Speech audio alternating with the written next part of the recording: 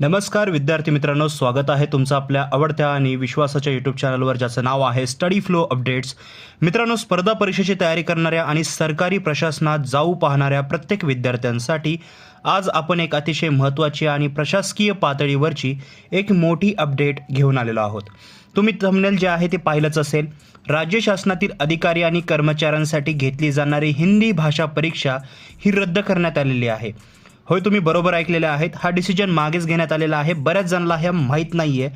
आता ही परीक्षा अचानक का रद्द झाली, यामागे कोणाचा विरोध होता आणि 1976चे ते नियम काय आहेत ज्यांची आता पडताळणी होणार आहे, हे सगळं आपण आजच्या व्हिडिओमध्ये अतिशय सोप्या भाषेत सविस्तरपणे जाणून घेणार आहोत.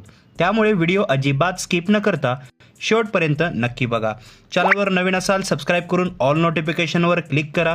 तसेच तुम्हाला डिस्क्रिप्शनमध्ये आर्टिकल लिंक मिळेल, तिथून तुम्ही जाऊ शकता, आर्टिकल रीड करू शकता आणि व्हॉट्सॲप आणि टेलिग्राम ग्रुप्सवर तुम्हाला PDF किंवा जे ऑफिशियल डॉक्युमेंट्स असतील ते मिळून जातील. तर मित्रांनो, बातमी अशी आहे की आपल्या राज्य सरकारच्या भाषा संचालनालयाकडून, म्हणजेच लँग्वेज डायरेक्टरेट आहेत, राजपत्रित अधिकारी आणि सरकारी कर्मचाऱ्यांसाठी दरवर्षी एका हिंदी भाषेच्या परीक्षेचं आयोजन केलं जातं. यावर्षी ही परीक्षा 28 जून रोजी होणार होती. आता या परीक्षेची अधिकृत घोषणाही आधीच करण्यात आलेली होती आणि 28 तारखेची वेळही निश्चित झालेली होती. पण आता राज्य सरकारने मोठा निर्णय घेत 28 जूनला होणारी हिंदी भाषेची परीक्षा रद्द केलेली आहे. आता तुमच्या मनात प्रश्न हा नक्कीच आलेला असेल की आधी घोषणा करून नंतर अचानक ही परीक्षा रद्द करण्यात का आली. तर मित्रांनो, या परीक्षेला राज्यातून प्रखर विरोध होऊ लागला होता. महाराष्ट्रामध्ये प्रशासकीय कामकाज करताना मराठी भाषेला सर्वोच्च प्राधान्य असायला हवं, अधिकाऱ्यांवर हिंदीची सक्ती नको, या भूमिकेतून राजकीय आणि भाषिक संघटनांनी याला जे आहे कडाडून विरोध केला. यामध्ये प्रामुख्याने मनसे, जे महाराष्ट्र नवनिर्माण सेना आहे, उद्धव ठाकरे यांच्या नेतृत्वाखालील शिवसेना ठाकरे गट आणि मराठी भाषा अभ्यास केंद्र यांनी या परीक्षेला तीव्र विरोध दर्शवला आणि याच वाढत्या विरोधानंतर राज्य सरकारला ही परीक्षा रद्द करण्याचा निर्णय जो आहे तो घ्यावा लागला.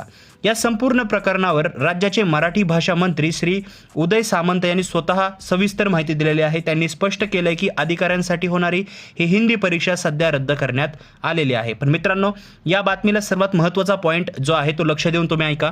मंत्री उदय सामंत यांनी सांगितलं की ही जी हिंदी भाषा परीक्षा घेतली जाते ती 1976च्या नियमावलीनुसार दरवर्षी घेतली जाते. म्हणजे विचार करा, हा नियम किती जुना आहे. पण आता काळ बदलला आहे, प्रशासनाच्या गरजा बदललेल्या आहेत. त्यामुळे भविष्यात सरकारी अधिकाऱ्यांना आणि कर्मचाऱ्यांना खरोखरच या हिंदी परीक्षेची गरज आहे का, आणि हे 1976चे नियम नेमकं काय आहेत, याची आता राज्य सरकारकडून सविस्तर पडताळणी जी आहे ती केली जाणार आहे. म्हणजे नुसती जुनी प्रथा आहे म्हणून परीक्षा पुढे चालू ठेवण्यापेक्षा त्याची आजच्या काळातील उपयुक्तता तपासली जाणार आहे. म्हणजे पहिल्यापासून चालत आलेलं आहे म्हणून हे चालत चाललेलं आहे, आणि त्याचबरोबर 1976चे नियम काय आहेत, त्याची उपयुक्तता आहे का, हे तपासलं जाणार आहे. तर मित्रांनो, जे विद्यार्थी भविष्यात अधिकारी बनण्याचे स्वप्न पाहत आहेत त्यांच्यासाठी प्रशासनात काय बदल होत आहेत हे जाणून घेणं खूप गरजेचं असतं. सध्या तरी 28 जूनची परीक्षा रद्द झालेली आहे. भविष्यात ही परीक्षा कायमस्वरूपी बंद होणार की यात काही सुधारणा करून ती घेतली जाणार हे सरकारच्या या नियमांच्या पडताळणीनंतरच स्पष्ट होईल.